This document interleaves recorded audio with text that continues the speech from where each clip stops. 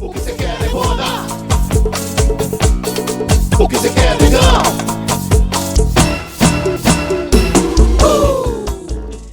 Olá, minha gente! Como vão vocês? Tá todo mundo bem? Que delícia saber que vocês estão aqui com a gente, curtindo esse nosso O Que Cê Quer Cast desse dia maravilhoso, viu? Porque tem muita coisa boa, vai ter uma conversa assim, bem descontraída, com uma pessoa que vai mostrar que realmente é influência, viu? Assim como as outras passaram por aqui, deixaram sua história, essa pessoa também vai deixar. Ah, mas antes disso, eu quero que você compartilhe, siga a gente, mande aí seu like, passe para a família, para o pai, para a tia, para o avô, para a sobrinha, para os amigos. Manda aí o nosso link para poder curtir esse O Que Cê Quer Cast, que é feito para você. Pois é, então vamos começar com a nossa conversa de hoje, com o nosso entrevistado. Olha, ele é ator, professor, tem formação em teatro, televisão e cinema. Aí você já viu, né? Não é pouca coisa não, né? A pessoa é, ó, coisa fina. Já protagonizou personagens nas novelas da Globo e está em cartaz aqui em Salvador, com a peça 1789. Lucas Dantas, um herói de Búzios. Você já ouviu falar dessa história?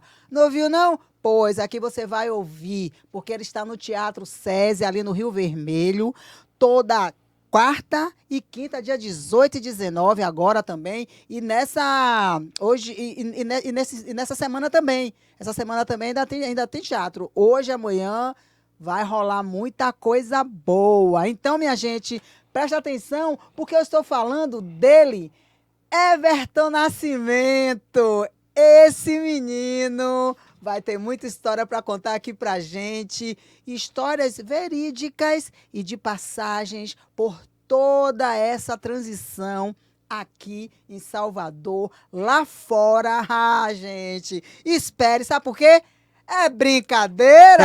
Ah, não é brincadeira, não. Eu estou falando de Everton Machado. E aí, Everton? Maravilha. Seja muito bem-vindo, meu amigo. Eu que agradeço muito, estou muito feliz de estar aqui hoje participando, de te conhecer pessoalmente. Obrigada. Já via você passando no meu feed, né? Sempre com discussões muito pertinentes. Quero dizer também que esse é meu primeiro podcast, então estou muito feliz de estar aqui trocando.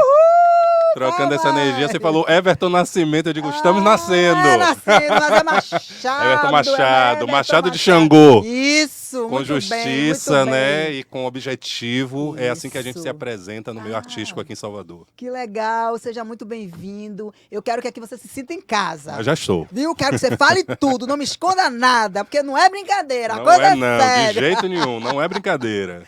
Everton, me conte aí, quem é Everton Machado? De onde ele vem? O que é que ele já protagoniza aí nessa vida desde pequeno? Me conte aí. Everton Machado é o filho de Veralice Machado Paim de Oliveira, em memória, né? Minha mãe, que infelizmente com 8 para 9 anos me deixou aqui nesse planeta para continuar minha jornada. Filho também de Edson Paim, negro, né? Vindo de uma família negra, oriundo da Cidade Baixa, com também ramificações ali pelo Nordeste de Amaralina. Eu sou oriundo da periferia, né? Eu sou um filho negro de Salvador, como a maioria da população, mais de 84%. E como filho negro de Salvador, eu vim descobrir a minha história muito tardia, né? E o fato de ter descoberto essa história tardia me fez trilhar esse compromisso de aonde eu for poder levar um pouco dessa minha história para as pessoas que ainda não conhecem. Então eu faço isso como professor, faço isso como ator e faço isso com Everton Machado, como Tom, né, como as pessoas me conhecem. Poxa, que história maravilhosa. A gente está vendo aqui que a gente vai contar ainda muita coisa da sua vida, né? Porque eu tenho certeza que não foi fácil, né? Nunca é, né? Nunca é.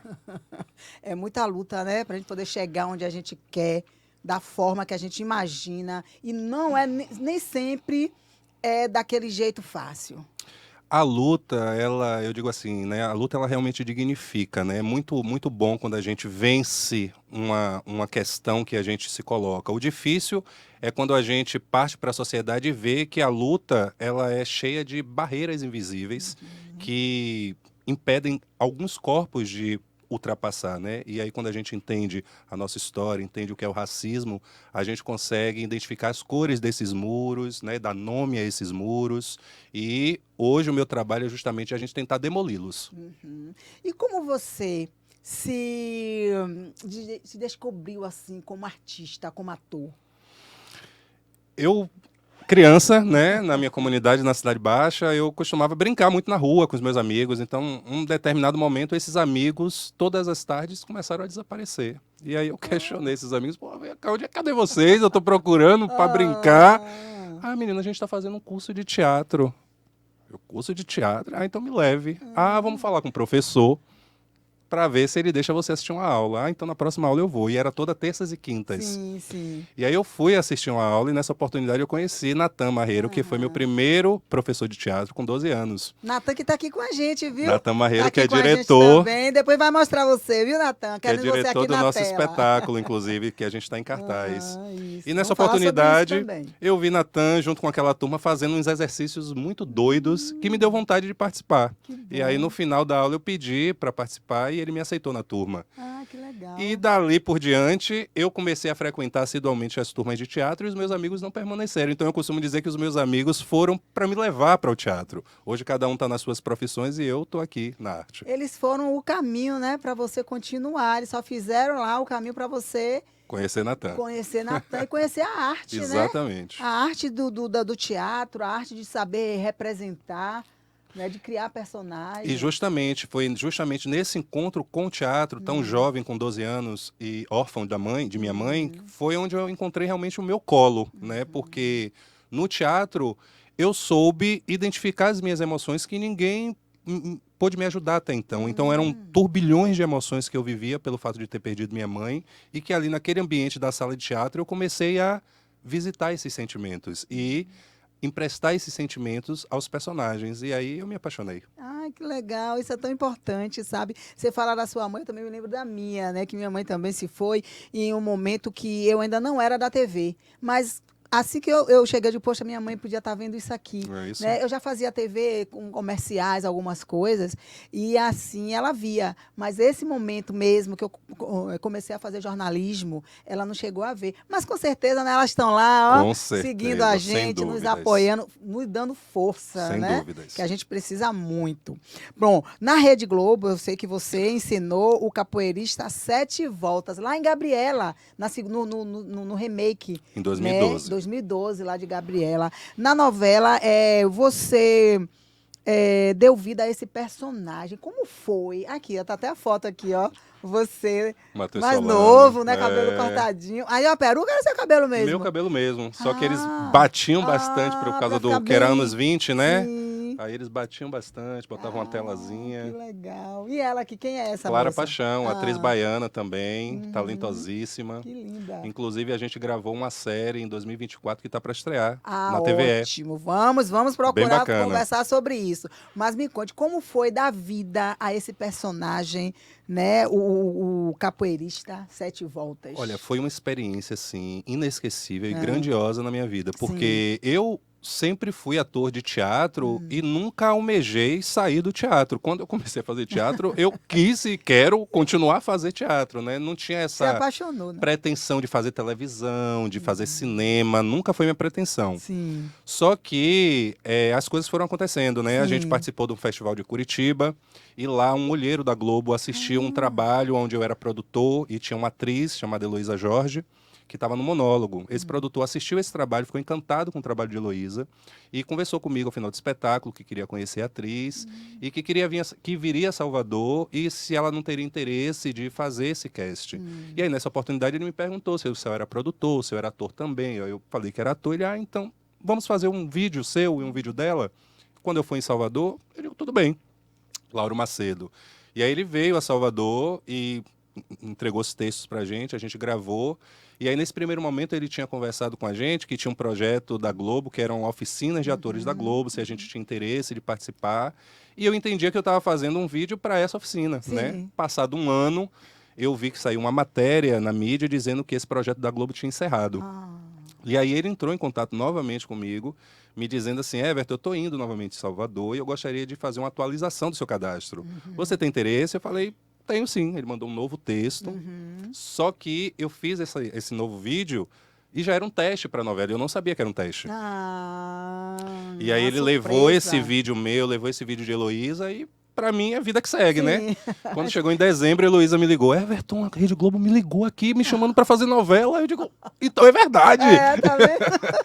Aí fiquei Ai, muito que feliz por lindo. ela, inclusive, e, Aham. e pensei na época assim, eu digo, poxa, se eles não me ligaram, significa que daqui a pouco vai acontecer, porque é um caminho A possível. esperança, né? A gente fica firme e E forte fui ali. viver minha vida, né? Isso. Chegou janeiro, fevereiro, eu estava até com o Natan, a gente em viagem, eu recebi uma ligação que a produtora já tinha 15 dias atrás de mim, me procurando, rodando Salvador Menino, toda atrás de mim, eu viajando pelo Nordeste, mas graças a Deus deu tudo certo, falei com graças a ela, Deus. e aí ela me fez o convite, né, que esse teste, na verdade, seria a aprovação para fazer a novela, para fazer o personagem. Que máximo. E aí foi a time. E um dia eu estava aqui em Salvador, no outro dia eu estava com os grandes artistas que a gente costuma ver pela televisão. Então, uma Aham. experiência realmente assim muito bacana, muito incrível. Eu fui muito bem acolhido por todos eles, pelo pessoal da produção, pelos artistas, né? E realmente assim algo que marcou bastante a minha carreira e que me deu essa projeção também, né? Isso. Pegou o meu trabalho de Salvador e projetou para o Brasil.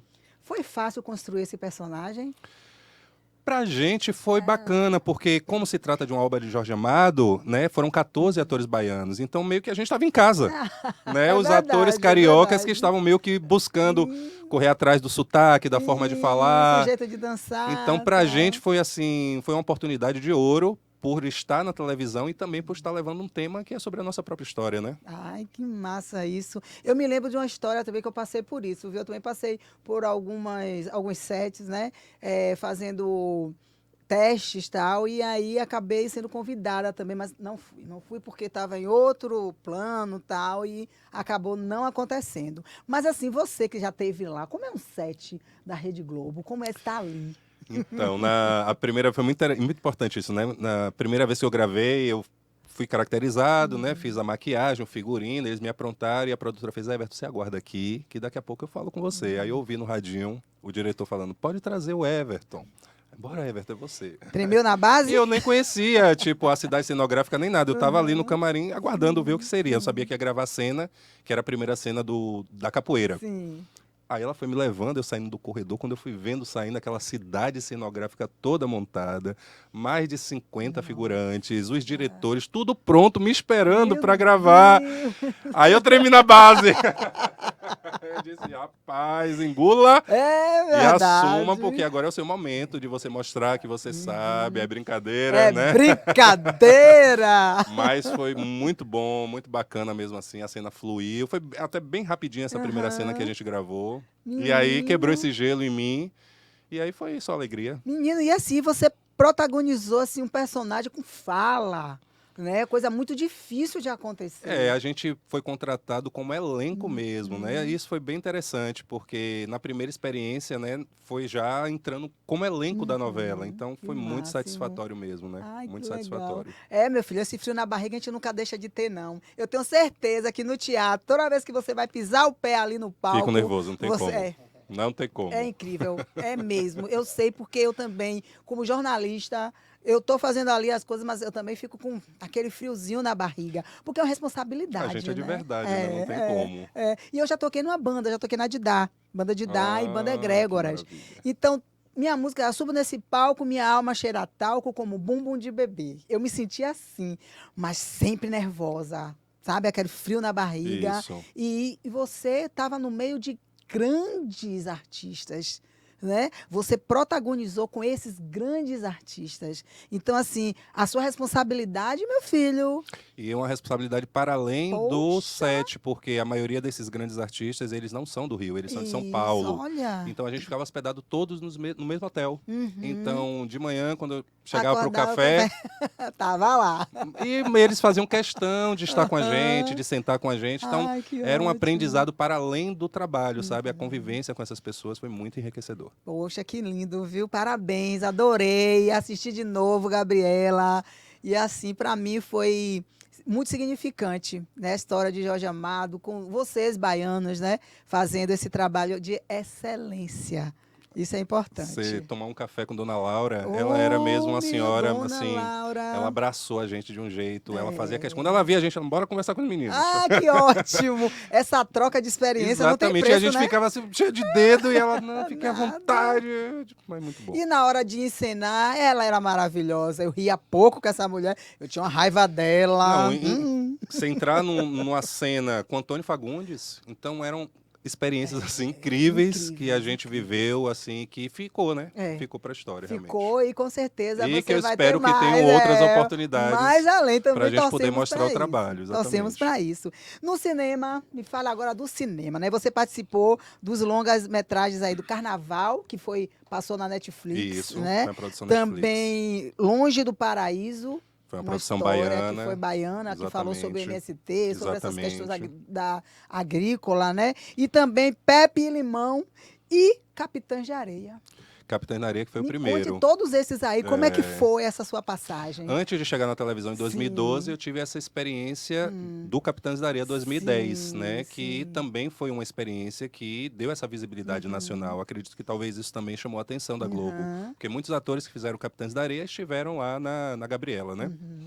E foi assim, Cecília Amado, ela é neta de Jorge Amado Sim, sim, e conheço. diretora de cinema, né? Fez esse filme maravilhoso que entrou Ah. para a história aí do cinema baiano. E eu tive a honra de ter sido também o meu primeiro filme, né? Fazer o Capitão da Areia.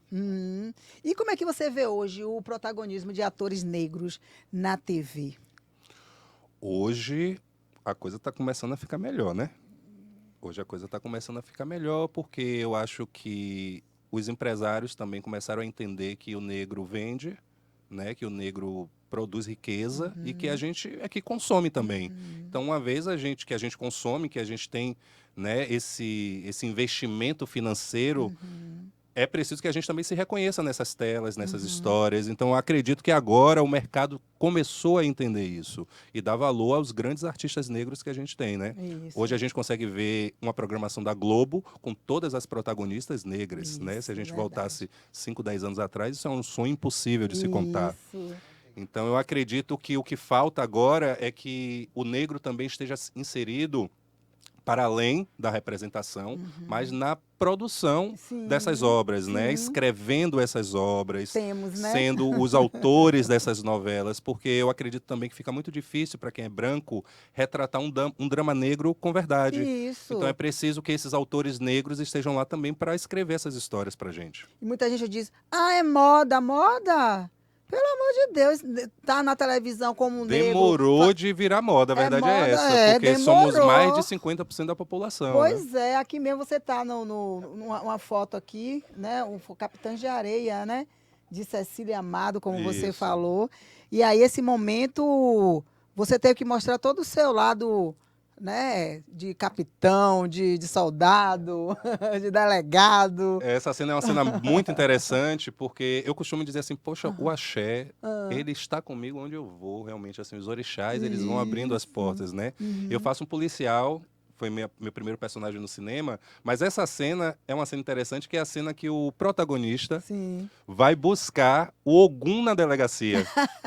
Então é muito simbólico, porque O orixá. o orixá está lá, eu estou sentado guardando o Ogum, e ele vai para roubar esse Ogum que foi preso, Foi preso, e entre leva de aspas. volta para a mãe de santo. É mole, rapaz. Então os orixás sempre ali, o Sete Voltas, o próprio Sete Voltas é um Exu, né? É o nome de um Exu. Então as entidades, elas estão comigo fazendo esse trabalho, eu penso, de abertura, né, dessa mente, dessa reflexão sobre esse tema tão bélico que é o racismo, mas que está aí, né? Que para uns é mimimi, mas que para outros é a vida, custa a vida. Então Pois é. a gente precisa, né? Por isso que você aí é um criador de conteúdos, né? Principalmente antirracista. Você cria conteúdos antirracistas. Me fale uma coisa: o seu desejo de mostrar às outras pessoas o que se passa ao nosso redor foi mais forte? A sua consciência te incentivou? Ou foi porque você passou por momentos assim bem difíceis, complicados por ser negro? Eu sou professor. E eu já faço esse trabalho com os meus estudantes, né? Como eu falei, quando eu chego na sala de aula, em Cajazeiras, eu entendo que aqueles estudantes, a maioria deles eram negros, né? E que mais do que levar um conteúdo sobre a história do teatro, a história da Grécia, como surge o teatro grego, eu entendi que o conteúdo para aqueles meninos era mais entender quem eles eram. Então, pensando nisso, eu levei esse trabalho da pesquisa da Revolta dos Búzios para a sala de aula e compartilhei com os meus estudantes. Veio a pandemia. A gente ficou preso, né? Aquela situação. Eu, um artista, comecei a ficar incomodado naquela minha clausura e vi umas amigas, também atrizes, começarem a fazer vídeos de TikTok de dublagem. Aí eu disse, eu vou por aqui. Aí comecei fazendo uma dublagem ou outra e comecei a ganhar seguidores, gostando do meu trabalho de ator, das dublagens. 3 meses, mais ou menos, fazendo isso, já com 5 mil seguidores no TikTok. Olha! Eu cansei. Aí eu fiz, poxa, já tá chato. Não tô mais aguentando. Preso em casa, eu gravava 100 vídeos por dia, acredita? Ah, E meu postava, Deus. gravava e postava. Porque eu tava sem fazer nada em casa. É. Brinca. Aí eu Pantera pensei, eu tá digo, ali. aí chega de dublagem. Já que é pandemia, eu não vou voltar para os meus alunos agora. Eu vou fazer o trabalho que eu fazia com os meus alunos no De outros- TikTok. Aí abri a câmera, a primeira câmera abri e falei, ó, gente, acabou esse negócio de dublagem, aqui sou eu mesmo, o Everton é minha voz, a partir de hoje a gente vai começar a falar. E comecei a fazer esses vídeos. E aí um desses vídeos viralizou para mais de 500 mil visualizações. Olha. E eu fui sair ganhando seguidor a rodo. Tanto que no TikTok é onde eu tenho mais seguidor. Eu tenho mais de Sim. 160 mil seguidores no TikTok. Que maravilha. Desse trabalho antirracista. Depois que eu Isso. migro para o Instagram. Sim. E aí, quando eu vi que esse trabalho estava meio que dando certo, né? Aí eu investi.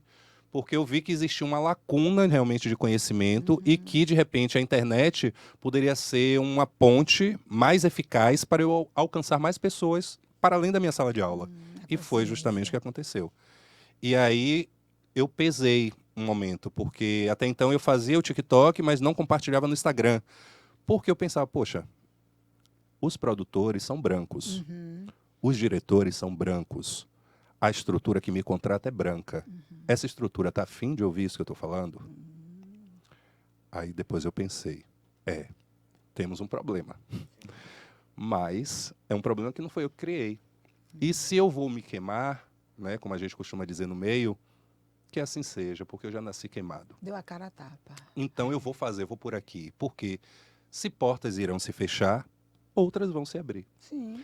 Então, no início, eu sentia, até mesmo aqui, a classe artística, assim, ninguém comentava meus conteúdos, ninguém curtia. Ai, Era uma coisa gente, bélica, não né? faz Tipo, isso.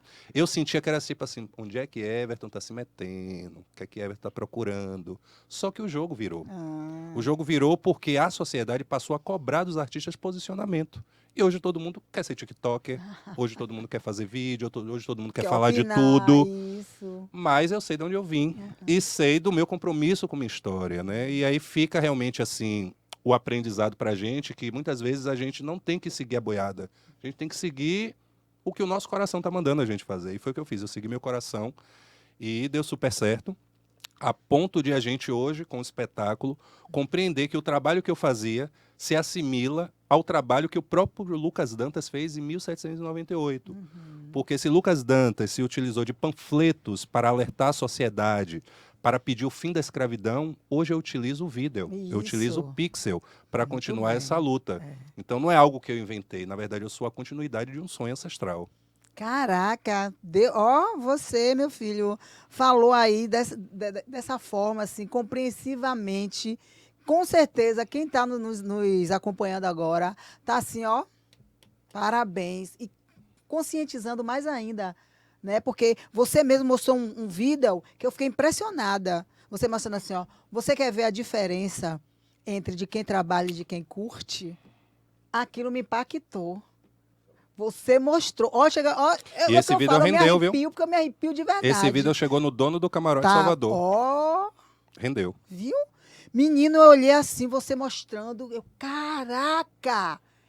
É verdade. É porque a gente não presta atenção. Muitos de nós, né, que tá ali até trabalhando. Naturalizou, presta né? atenção, A gente naturalizou a miséria. Por isso que eu disse, foi uma inquietação sua. Né? Você se inquietou sobre essa questão. E aí você fala, É brincadeira. brincadeira. Como foi que surgiu o bordão, meu filho? Pô, é brincadeira, vem muito do jeito do baiano, né? Porque a gente tem essa coisa do sarcasmo, Isso. do levar na ironia. É. Então, ao invés de xingar, né, a gente já é brincadeira Fazer o um negócio desse. É brincadeira Que o negócio desse. pariu. Aí até difícil de acreditar, né? Então o É. bordão veio meio desse lugar. E eu lembro que no início que eu tava fazendo os vídeos, eu Sim. pensava assim, tem que ter um bordão, porque é o que te marca. É, E aí eu meu fiz, filho, vou por aqui, assinatura. vou no brincadeira. É assinatura e ficou ótimo. Tem hora que você torce o bico assim, ó. É brincadeira. E às vezes eu ainda digo, é sem É brincadeira. sem brincadeira. Quando o assunto é muito sério e difícil mesmo, eu ouço você também falar. É sem brincadeira, é uma coisa muito séria. Não que isso não seja. Eu né? sou muito atacado Ah. nas redes sociais, justamente por conta desse Meu conteúdo. filho, eu dei risada porque não é à toa. Muito, exatamente, muito atacado por conta desse conteúdo. Só que, como eu sou professor, o ataque para mim vira forma de criar conteúdo, porque quando eles me Fortalece. atacam, eu entendo, tipo, olha, existe uma lacuna de Ah, conhecimento aqui, então a gente vai criar um conteúdo sobre isso aqui, porque vai atingir essas pessoas que ainda não Isso, alcançaram. entendeu? E muitas vezes pessoas negras. Por exemplo, quando eu trouxe uma discussão simples sobre genética, né, sobre cabelo, né? O cabelo negro, o cabelo afro, a trança é cultura, o cabelo do branco, louro, liso é cultura. Então isso gera uma dúvida nas pessoas. Isso. Aí eu questionei isso, uma amiga minha preta fez assim, Everton, mas isso aí não tem nada a ver não. A pessoa preta não alisa o cabelo dela? Não pinta de louro? Aí eu, sim, e cabelo liso e pintado de louro é cultura do branco? Porque se isso é cultura do branco, eu entendo isso como uma genética. Né? O cabelo crespo é cultura? Não, o cabelo crespo é uma genética, mas quando você faz tranças, que você cria uma identificação, isso é cultura. É cultura, é verdade. Então existe uma diferenciação aí entre o que é genética e entre o que é cultura. E muitas vezes a gente não sabe diferenciar e joga tudo no mesmo balaio. Aí Mas acaba. a mulher preta está usando peruca. Qual o problema de usar peruca? É. Existem mulheres de várias tonalidades de cabelo, mulheres indígenas que têm um cabelo Sim, liso. sim. Não é uma coisa da pessoa branca. Existem povos negros que são loiros, né, naturais. E é uma questão de genética, não é uma questão de cultura. Então, são essas questões que muitas vezes a gente não tem um conhecimento e a gente fica repetindo, né, aquele preconceito, aquele racismo, sem saber do que a gente está falando. É como eu disse a você, a informação está aqui. Agora as pessoas não procuram informação, não procura ver, não procura se apoderar disso. Exatamente. E fica ouvindo simplesmente e repassando isso, né? E tem que ter cuidado, viu, minha gente? A gente precisa filtrar muitas coisas, principalmente ouvir pessoas como Everton, ver outros conteúdos também que falam sobre essas questões e você ir tirando suas próprias conclusões, não simplesmente passar adiante, sem saber, sem ter muito conhecimento, né? Replicar não. Tem muitas Exatamente. coisas que vêm somente para nos calar mais ainda e nos denegrir, né? Que nessa palavra, meu Deus, não pode nem mais ser dita dessa forma, mas para nos deixar sempre na parte de baixo da pirâmide. Exatamente. Né? Aquele vídeo que passou, eu fiquei assim, muito triste quando eu vi que a gente sempre é aquela base para as outras pessoas subirem. Isso. Né? Isso tem que acabar. Eu estava falando dos ataques justamente falando desse vídeo, né? Porque como eu sou muito atacado, e nesse vídeo eu decidi fazer diferente.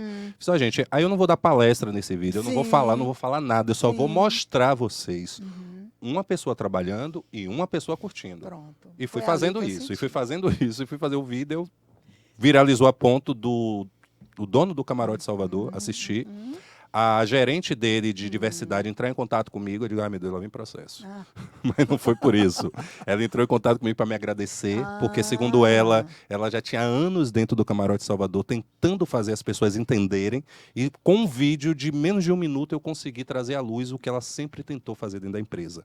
Aí Tá ainda vendo? pensei, né? Eu digo, olha, ano que vem vai vir um contrato, né? Ah! Meu com o Camarote Salvador, mas infelizmente no ano Até seguinte hoje. eles fizeram até um trabalho com influenciadores, Sim. mas eu não fui influenciador, porque ainda tem isso. Como eu faço esse trabalho de linha de frente, né, de denúncia, as marcas elas não querem se associar a mim, porque elas temem de repente que eu vá, talvez, falar delas. Então, muitas vezes, eu abro o caminho para aquele influenciador que não fala sobre racismo, mas que é negro, que fala da maquiagem, que fala do Isso. cílio, que fala da peruca, Fala ser da contratado. roupa. É, bem por aí. E sobre o letramento racial, você como professor, o que é que você pode falar sobre isso pra gente? Eu agora estou estudando doutorado, né? Quando eu falo assim, essas conexões que eu faço de 1798 com agora, é porque isso faz parte dessa tese de doutorado que eu vou defender na pós-graduação em educação. E o letramento racial é justamente todo esse trabalho que a gente faz. O espetáculo, ele é uma ferramenta de letramento racial, né? O trabalho que eu faço na rede social é uma página de letramento racial. Então, o meu trabalho é uma extensão desse meu trabalho de professor na sala de aula e eu procuro levar essa conscientização. Claro que eu também não sou o dono da verdade, Sim, eu sim. estou aprendendo, porque, como eu falei, eu tinha 27 anos quando eu conheci a história da Revolta dos Búzios e eu não conhecia. Então, eu procurei me compreender, né? E buscar a minha própria história, porque eu não posso botar a culpa A em B e C que eu não sei. Porque se eu tenho aqui outras ferramentas, eu posso buscar essas informações. Sim, com Por mais que o certeza. sistema, né, negue essas informações, a gente querendo, a gente tem acesso. Inclusive, os autos da Revolta dos Búzios, que a gente montou esse espetáculo, estão todos aí. Os papéis que foram colados em 1798 estão no arquivo público daqui da Bahia, né? Os Isso. documentos estão aí para a gente acessar, para a gente conhecer a nossa história. Não está tão fácil. Agora talvez está até mais fácil, né? É, porque agora a gente já tem, né? Exatamente. Uma pessoa que tem uma visão E esse igual movimento a nossa. antirracista que vem criando esses projetos, não sou só eu Aham. sou uma perna que estou fazendo isso no teatro, mas eu conheço diversos amigos que estão em diversas áreas aí também, abrindo essas frentes, né? Pô, que legal isso, viu, Everton, que você trouxe aí pra gente essa informação. É que existe outras pessoas também, né, trabalhando em cima disso. Nós todos somos colonizados, né? O Brasil foi um país colonizado. Então, a questão da falta do letramento racial é um problema tanto dos negros, quanto dos brancos, quanto dos indígenas. É um problema que atinge a todos nós, porém mata alguns grupos e outros não. Uns grupos são beneficiados com isso, que no caso são os Isso. brancos. E os negros e indígenas são totalmente prejudicados e mortos por conta da falta do letramento. Então, quando a gente pede o letramento racial, é nesse sentido de a gente entender que tem um grupo que se beneficia com isso e que não quer mudar. É. E tentam nos calar de qualquer jeito, né? Exatamente. Ai, meu Deus, olha, minha gente, tá vendo aí? Everton realmente é uma pessoa que tem informação importante para passar para a gente. Está trazendo aqui muita consciência, né, sobre essa questão da negritude, que a gente precisa estar mais ainda por dentro, cada dia mais, fortalecendo, né, trazendo outras pessoas para falar sobre isso também. Como ele falou, tem grupo de pessoas que já fazem isso, né? Então, gente, internet, não é só para ficar dançando, brincando, não. Tem muita informação boa. Procura isso na internet. Ó, eu quero falar muito com você, porque você tem ainda muita coisa para te perguntar, viu? E eu quero que você fique à vontade. Se você tiver algum assunto que você queira chamar a atenção aqui, por favor. Mas antes disso, eu quero falar do nosso patrocinador, que eu estava falando com o Everton e com o Natan aqui mais cedo, que é o restaurante Maria de São Pedro. Apoia a gente aqui, nos fortalece cada dia mais. Esse restaurante que fica ali no primeiro piso, no Mercado Modelo. Rapaz, você não tem noção, não. Vamos Tem lá, uma, hein?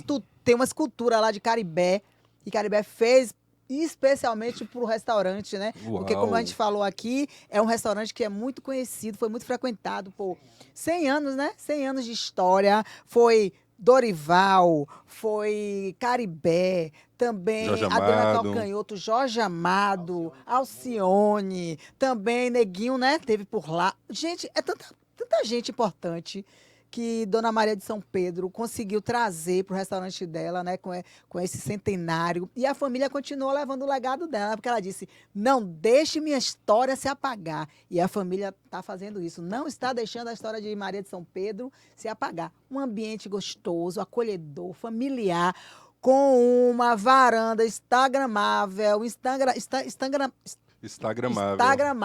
Às vezes a língua embola, viu? Tem que fazer exercício, Portela. Instagramável, que dá pra Bahia de Todos os Santos, minha gente. Que Você delícia. chegando lá, você não quer mais sair. Você fica lá o dia todo, viu, Natan? Só tomando uma, comendo cada coisa gostosa, porque a comida de lá é especial. Parece que tem uma coisa assim, coisa de mãe. Aquela comida de Tem mãe. axé, né? É, tem axé. Então, passa por lá, que Dona Maria de São Pedro deixou tudo pronto para a família, só jogar o tempero. Um beijo, viu, Gracinha, para você, para Átila e também para Flávio, né? E toda a galera lá do restaurante Maria de São Pedro. Passa lá, hein? Lá no primeiro piso do Mercado Modelo, ali embaixo, de frente ao elevador Lacerda, hein? Eu tô para ir lá. Sim, mas Everton, me conte, falando um pouquinho de teatro, né? Você foi premiado na categoria Ator Coadjuvante no Prêmio Brás em 2006 e também em 2019 foi indicado na categoria de melhor ator. Qual foi a sensação, menino? É De brincadeira? você vir lá da Península Itapajipana, lá da Ribeira, e agora, ó, ser olhado dessa forma. Acho que eu me arrepio, eu fico me arrepio aqui. Olha só essa foto que você está mostrando aí. Menino, que coisa mais linda. Eu tô besta, assim, sabe por quê? Porque a gente não vê muito isso, a gente não via, né, na minha época. E hoje nós temos muito isso, muita gente, né, se apresentando, surgindo, brilhando, né? E você não podia deixar de brilhar aqui com a gente.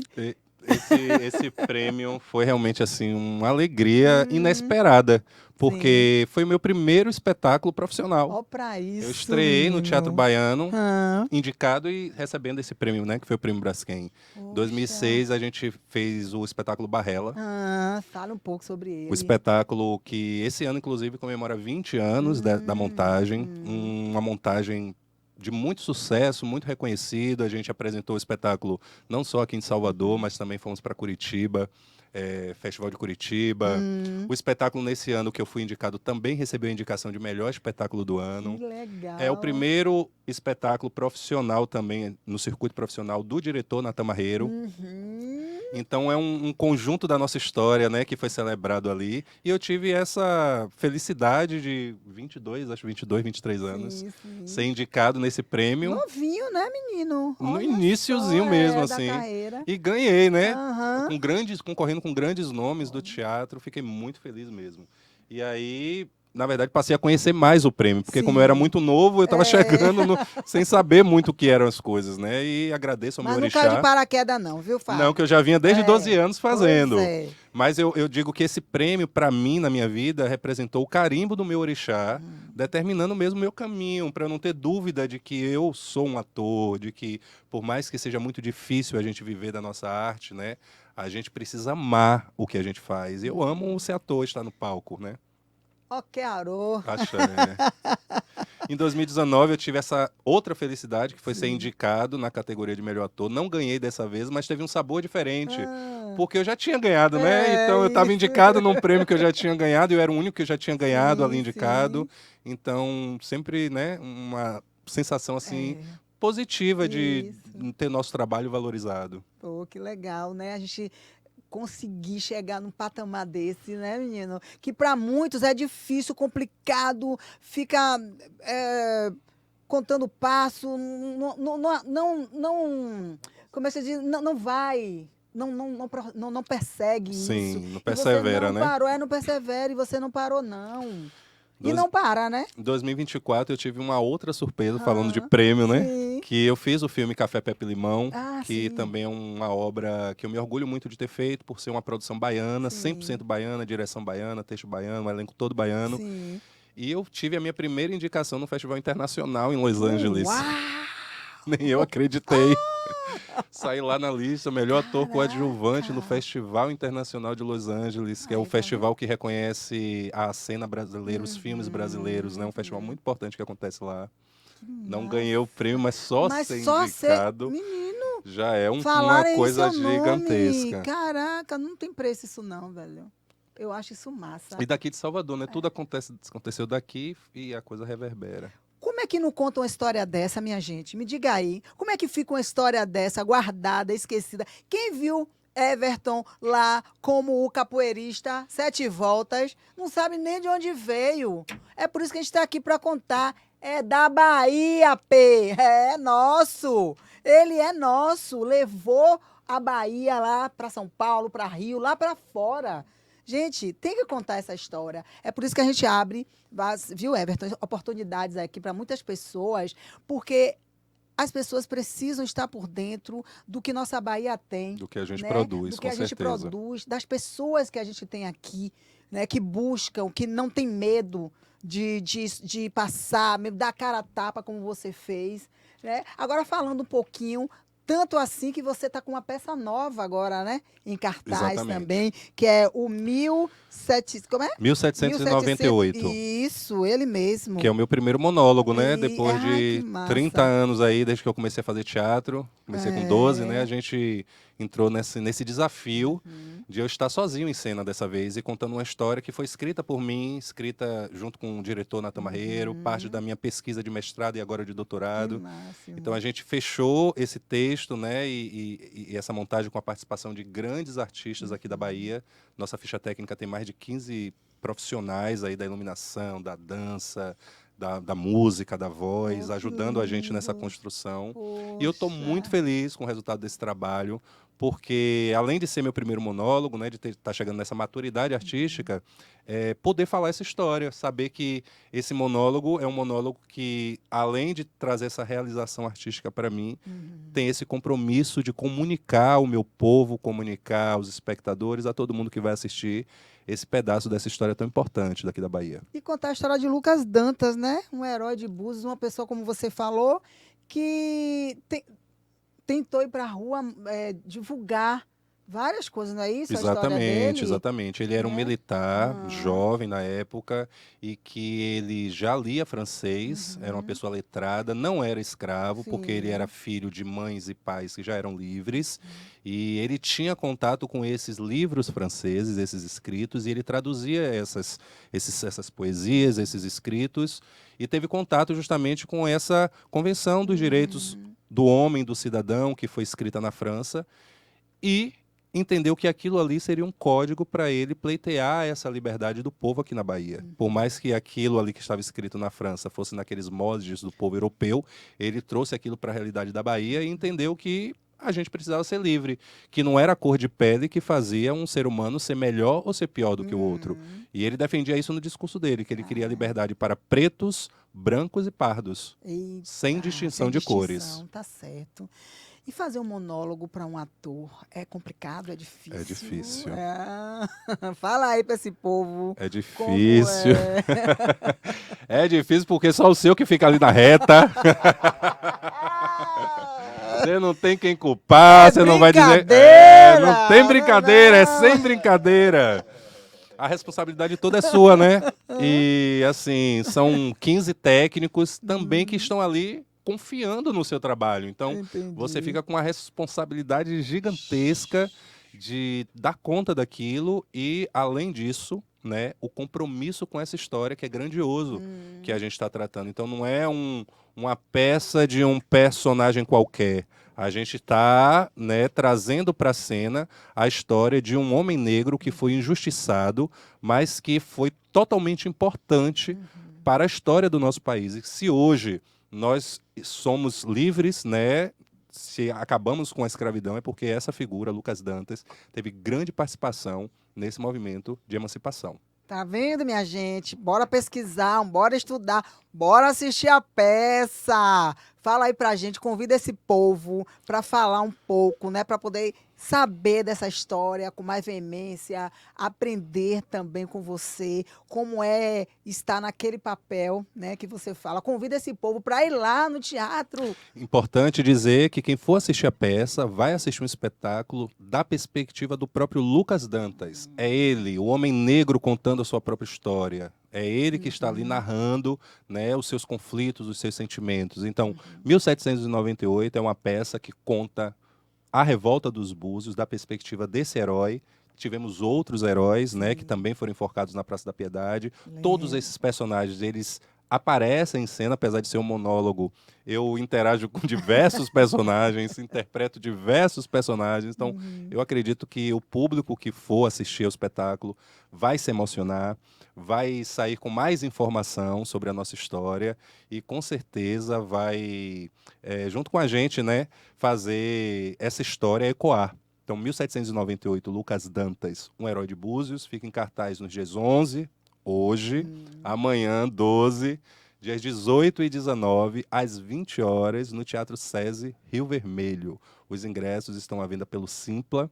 No meu Instagram tem um link na bio. Sim. No Instagram da companhia também tem um link na bio. Como E é que tá seu vocês? Instagram? Meu Instagram é evertonmachado.oficial2. Pronto. Everton Machado, ponto, oficial, 2, número 2 ou... Número 2. Ah, É número porque eu tenho 2. 2 perfis. Se Aham. aparecer só oficial também é um Ah, outro perfil que eu também entendi. interajo. Mas lá também Tem tá tudo na bio. tudo na bio. E as @Cia de Teatro Gente é o da companhia de teatro. Menino, falando da Cia, antes disso, o monólogo é o coração do ator. Quando é um coroação.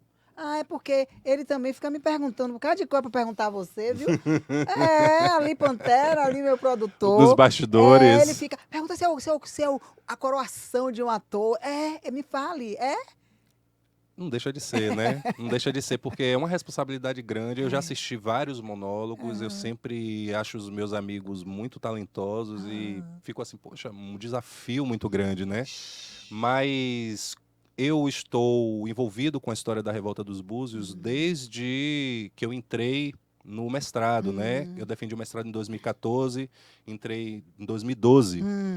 Então, desde 2012, eu estudo essa história. Então, chegar hoje para fazer esse monólogo me deixa mais confortável porque é uma história que eu domino, que eu mergulhei de cabeça, que eu procurei entender.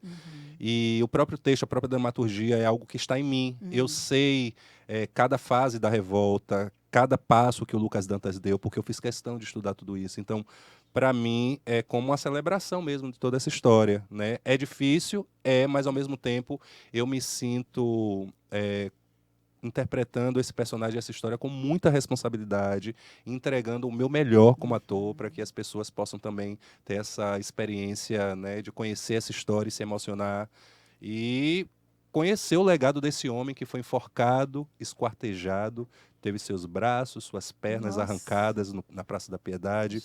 A cabeça dele foi pregada num poste em frente à sua casa para que sua família ficasse vendo a cabeça dele até que aquilo se decompusesse, né? Enfim, uma coisa maldade. bizarra que foi feita e que eu acredito que com esse espetáculo a gente está promovendo um pouco da justiça social com a memória desse homem que é ancestral de todos nós, né? Que está no sangue de todos nós, porque se não fossem os heróis de Búzios, hoje a gente poderia estar contando uma história bem diferente. Pois é, você está falando de um dos personagens. Imagine os outros, hein? O Luiz Gonzaga, que foi acusado de ter Isso. escrito, arrancaram as mãos dele, penduraram na praça, todos Meu arrancaram cabeça, Jesus. perna, foi uma coisa muito bizarra. Gente. E que a gente fala de 1798, mas que está acontecendo ainda hoje, porque os corpos que são autorizados a morrer têm cor. Os corpos que são autorizados a serem degolados têm cor. Os corpos que sofrem violência nesse país têm cor. E isso não é por acaso, isso é por fruto da nossa história. Enquanto a gente não conhecer a nossa história, a gente não vai poder mudar essa página. Então, é uma questão de responsabilidade social de todos nós. Ou a gente se compromete com essa bagaceira, ou isso não vai parar. Salvador, por exemplo. A gente tem mais de 90% das pessoas aqui negras. Quantos prefeitos negros a gente conseguiu colocar no poder? A gente não se acha capaz de se administrar? A gente acha que é o branco que vai trazer a solução? Porque todos esses brancos que sempre ocuparam essa cadeira, nunca trouxeram uma solução para o nosso povo? Porque não vão trazer.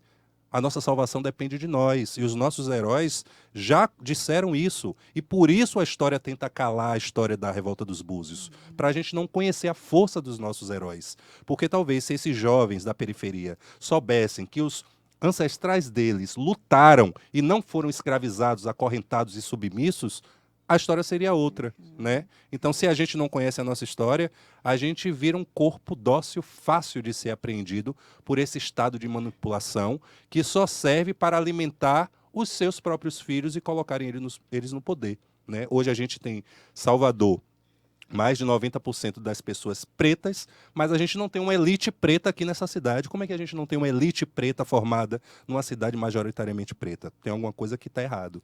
Quando eu questionei a questão do camarote, das pessoas, a maioria serem negras trabalhando, eles defenderam com o argumento de que, mas a maioria da população aí é negra. só nessas horas? Porque a maioria da população negra não são os médicos. Porque a maioria da população negra não são os desembargadores, os juízes, os advogados, os secretários da prefeitura. Se a gente tirar hoje uma foto do secretariado da prefeitura, é majoritariamente branco. Né? A gente teve a visita do presidente Lula aqui na Bahia, agora no Carnaval, e era a esquerda. Eu sou de esquerda, eu sou petista desde que eu nasci. Mas você olha aquela foto do presidente Lula e da cúpula da esquerda, aonde está o negro ali representado? Em lugar nenhum. Até Margarete, que está na foto, ficou branca. É brincadeira? Não, é brincadeira não. Eu fiquei sem palavras, viu? Você arrasou. São verdades. Falou que muita gente quer falar. São verdades que a gente precisa começar a discutir abertamente. Eu não estou atacando ninguém. Eu só estou expondo né, a nossa realidade, infelizmente, no século XXI. Pois é. Pois é, né? É isso. Everton, é como eu estou dizendo a você, sem palavras mesmo, porque a gente fica cada dia mais impressionada com o que a gente vê no nosso meio, né, na nossa comunidade, com as pessoas que a gente pensa que pode fazer e não faz. Exatamente. É muito triste. Exatamente. Você acredita que a educação pode ser um divisor de água na vida de jovens negros, especialmente em um momento em que alguns influenciadores questionam seu valor? Totalmente. A educação é que me salvou minha vida. Se não fosse a educação, eu não sei nem o que seria de mim. Dei graças a Deus de ter uma mãe professora, um pai que sempre me incentivou aos estudos. Eu também sempre fui muito bom aluno na escola, né? Sempre tive muitos bons professores. Sou grato a todos os meus professores. Natan Marreiro é o meu professor de teatro. Eu sempre faço questão de falar isso, porque eu acho que um professor, né, é como um pai e uma mãe, né, que a gente tem na vida. Então, a educação, ela faz toda a diferença, porque não fosse isso, né? Se a gente tivesse uma educação realmente de qualidade, a gente não teria esse problema de não conhecer a nossa própria história. Então, daí você já tira, né? O problema que é você não ter acesso à educação. E hoje, quando a gente vai entender os índices, né, da educação, quando você vai ver lá o analfabetismo, quais são as regiões que tem mais analfabetos, você vai caindo para o Nordeste, quem são né, os negros. Aí a gente vai entendendo como é que essa política educacional se organiza para deixar uns no mesmo lugar e para que outros ascendam. Enquanto os brancos mandam seus filhos para estudar fora, né, a gente fica aqui se degladiando, tentando comprar um pão de manhã para tomar café para poder ir para a escola. Porque é triste a realidade. Muito triste. Eu fui professor na escola, tive a oportunidade também de ser gestor, vice-gestor, que Natan era diretor da escola lá em Cajazeiras. E muito mobilizado pelo social que Natan sempre foi, né, por trabalhar nas periferias. Natan fazia uma política dentro da escola alimentar mesmo, de tentar apaziguar essa comunidade que vivia faminta. Muitas mães, inclusive, só matriculavam o filho porque sabia que lá tinha um lanchezinho, tinha merenda. Então a gente fazia questão, não é só o lanche, então tem que ter um café de manhã, nem que seja um biscoito, alguma coisa para o menino comer. Quem que vai estudar com fome? Tinha almoço para os meninos saírem da escola e ir para casa com almoço garantido. Então, são questões que a estrutura do governo, né, acaba jogando nas nossas costas e faz a gente se sentir culpado por esse mundo que está aí. Mas existe uma culpa maior e uma estrutura que está organizada para manter a coisa desse jeito. Bom, eu digo uma coisa para você, viu? É brincadeira não, é de verdade. Olha, Everton, vou lhe dizer uma coisa aqui. A gente está chegando já no final do nosso programa. Já? E Tão você vê, né, menina? Quando o assunto é bom, é gostoso, rende, aí passa rapidinho, né? Porque a gente precisa saber mais, a gente precisa falar mais. Mas eu vou chamar você aqui de novo. Por favor. Vou lhe convidar, porque eu sei que você vai trazer outra peça. Por favor. Vai estar aí em cartaz de novo, né, Natan? Aqui em Salvador. E vai poder contar mais ainda a sua história. Falando nisso, você já é reconhecido nas ruas, as pessoas já lhe apontam, já quer autógrafo. Como é que tá a sua vida? Deixa eu lhe dizer, quando eu fiz a novela em 2012, eu fiquei nessa coisa de, ai meu Deus, agora que são elas. Porque, tipo assim, a novela, a televisão coloca a gente num patamar que muitas vezes a gente ainda não alcançou, né? É verdade. Tipo assim, financeiramente, questão da sua segurança. Então, são coisas que a gente ficava meio receoso. Mas isso aconteceu algumas poucas vezes quando eu fiz a novela, só que agora, por conta da internet, absurdamente, aonde eu chego, É brincadeira? Aí, tá vendo? Eu vejo seus vídeos. Aonde eu chego é uma coisa assim incrível. Incrível mesmo. Principalmente aqui em Salvador. As pessoas me reconhecem e gostam do conteúdo. Que Então, massa. eu vejo que de alguma forma a gente está contribuindo também para essa conscientização. Por exemplo, nesse mesmo ano que eu fiz o vídeo do camarote, eu comecei a fazer uns vídeos questionando a estrutura colonial do carnaval. Onde os negros seguram corda, né? Onde os negros são os seguranças. Estão vendendo. Onde os negros estão vendendo, onde os negros são os seguranças e batem nos próprios negros, que a polícia é preta, né? Então, o preto está bem delimitado no carnaval e o branco, então, é uma foto da colônia. Você vê quem está no camarote, quem é o rei e quem é a plebe. Você soube até que teve uma ponte, né? Para separar. Exatamente. Menino, Exatamente. Cala E de boca. nessa época que eu questionava, a prefeitura ainda cobrava a taxa dos ambulantes, tinha várias questões de abuso Entendi. que são questões que se assimilam à época da escravidão. Cadê o carnaval do povo? Eu ainda continuo na denúncia de que, por exemplo, eu sou ator, às vezes eu sou convidado para fazer um job. Uma menininha branca loura que vai para um camarote desse entregar souvenirs, ela ganha 3 mil, 4 mil, às vezes 6, dependendo do porte dela. Isso é um grupo seleto, viu, gente, que ganha esse tipo de cachê. Isso mesmo. Mas os ambulantes que estão ali obrigados a vender as marcas das cervejarias estão fazendo propaganda e não são contratados com esses cachês absurdos. E outra, não é 1 hora só entregando souvenir, não. É 24 horas que esse povo fica ali tomando conta dos isopor, dos negocinhos, tudo com marca da cervejaria. Isso não é trabalho escravo. Cadê o Ministério Público? Cadê o Ministério Público?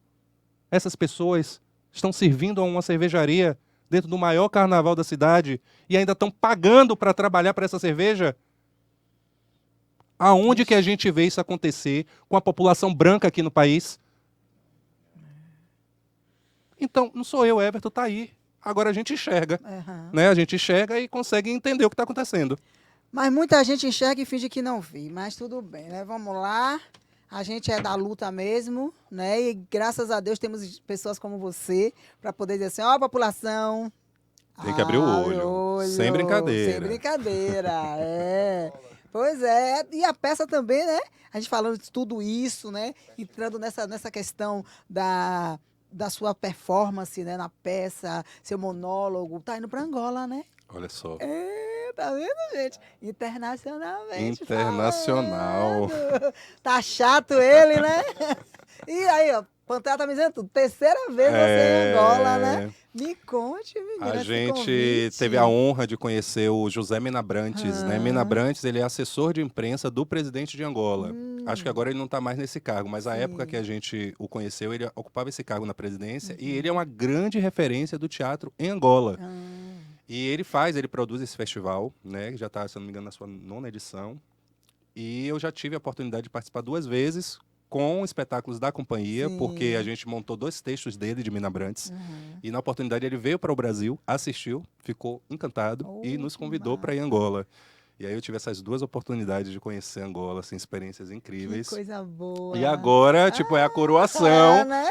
porque eu já fui como produtor da primeira vez do espetáculo, agora fui depois da segunda vez como ator do espetáculo, e agora como monólogo, que realmente é a consagração, porque a gente estreia esse monólogo agora em novembro, né? E menos de 6 meses depois a gente já indo para Angola. Novo, A gente recebeu o convite porque eles gostam muito do trabalho da nossa companhia, né? Tem essa parceria muito bacana com a gente. Fazem esse festival, que é um festival dos países que falam a língua portuguesa. Então, vários países africanos se encontram lá nesse festival. E a gente só está dependendo do Ministério da Cultura aprovar patrocínio, cadê? as nossas passagens, porque lá eles arcam com tudo, mas as passagens a gente precisa conseguir. Aí a gente escreveu no edital de mobilidade que tem, da Funarte. Estamos aí esperançosos que vai dar tudo certo. Ah, com certeza. Depois em dessa maio. daqui, meu filho, com certeza vai aparecer sim os patrocínios. Por favor, é leva a gente difícil, para né, Angola. mas vamos torcer, vamos orar. Ó, Quearô, Axé, abre caminhos axé. aí, ó, caçador, em busca disso aí, porque, gente, levar nossa cultura para fora, para Angola, gente, é muito importante, é especial, porque eles de lá veem a gente como daqui para lá e de lá para cá. Exatamente. Quando chega aqui, eu tenho um amigo, né, que ele chegou aqui e falou assim, que quando ele chegou aqui em Salvador, ele é angolano, que ele chegou aqui em Salvador, ele fez, Nossa, é a mesma coisa de lá. É. É o que tem lá, tem aqui. Eles que se sentiam em casa. E lá também eu me senti É assim, mesmo, exatamente. Tá vendo?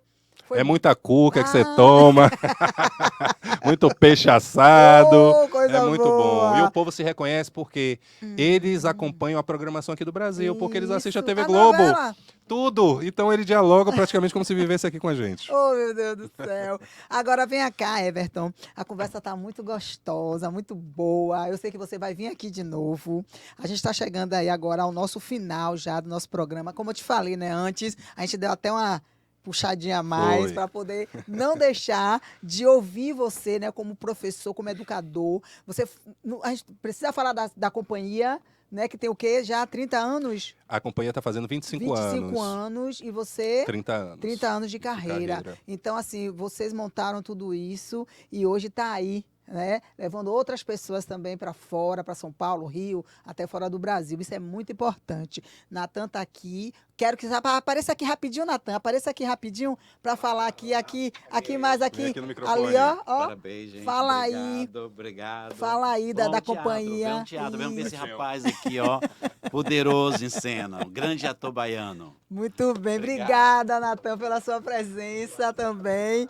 E é isso, cara. Você trouxe assim, muitas informações pra gente. Fico feliz, orgulhosa de saber por onde você já andou e por onde você pode caminhar mais ainda.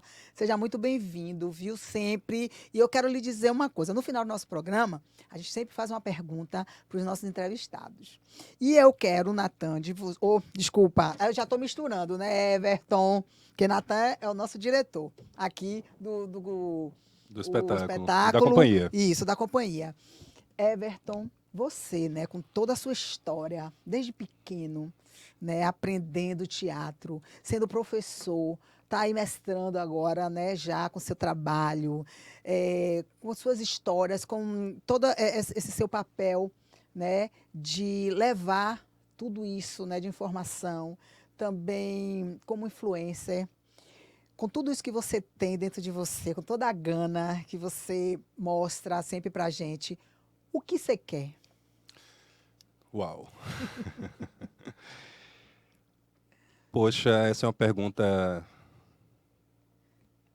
até complexa, né, de você responder, porque eu poderia dizer assim, poxa, eu quero ser um ator de sucesso, eu quero ascender, e eu quero tudo isso, né, eu quero ser feliz, eu quero ajudar minha família, eu quero tanta coisa, mas dentro dessas coisas todas eu quero ser a continuidade dos sonhos dos meus ancestrais, porque se não for, né, se eu não tiver esse compromisso com esses que perderam a vida para que hoje eu pudesse estar aqui, né, sendo recebido num podcast, falando da minha experiência, falando da minha história, das minhas conquistas. Se não fossem esses ancestrais que lutaram para que eu hoje pudesse viver esse sonho de ser livre, né, de construir, de mostrar o meu brilho, de mostrar o meu sol, não fossem eles, isso não seria possível. Então, por mais hoje que a gente queira só viver, só ser feliz, ainda não é a hora, meu povo. A gente precisa se comprometer com a continuidade da luta contra o racismo, contra todas as opressões, para que a gente construa um Brasil melhor. Depende da gente. Tome! Não é brincadeira não, é de verdade. Everton, eu quero te dizer uma coisa. Muito, mas muito, muito obrigada por você trazer suas falas aqui, sua presença aqui pra gente, que com certeza está sendo influência para muita gente que está aí assistindo, te acompanhando. Acompanhe Everton no Instagram, como é mesmo que está? Everton Machado, .oficial 2. .oficial 2. Everton Machado, .oficial 2. Vai lá, curte, porque ele tem muita coisa para mostrar, viu? Um beijo no coração de vocês. Mais uma vez, meu amigo, obrigado. Que amor pra você, viu? E muita vida, muita saúde. Dá um tchau ali para aquele povo que tá ali nos assistindo, ó. Um beijo no coração de vocês e aguardem, hein? Nosso próximo programa, né, na internet aqui, vai rolar, hein? Quarta-feira, mais um entrevistado ou uma entrevistada. Aguarde, confie. Vamos lá, Everton. Axé. Beijo, galera. Axé, axé, alô. O que você quer, negão?